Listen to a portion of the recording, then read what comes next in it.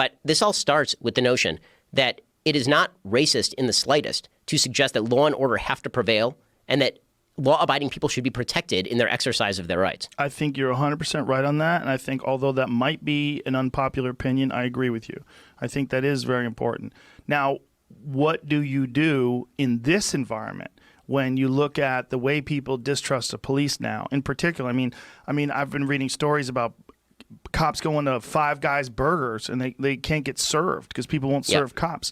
And this idea that all cops are bad. And this is a very, really disturbing perspective to me because you're seeing what's happening right now in Chicago. You're seeing what's happening right now in New York, where you have this massive uptick in violent crime because it's perceived that the police presence has been diminished greatly.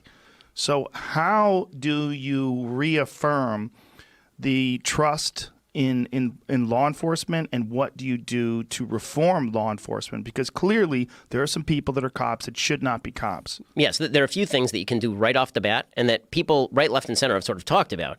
And one of them is that you can abridge qualified immunity in certain areas. So qualified immunity is the idea that you're not liable to civil suit if you don't do something bad that has specifically had a precedent in law. So you could do something bad, but as long as nobody else has done the same exact bad thing before, you're not subjected to civil liability. You could curb that. Explain that again? It's a little complicated. So qualified immunity generally means that if I do something bad, then as a police officer, if I act within the scope of my general reasonable authority, you can't sue me for it.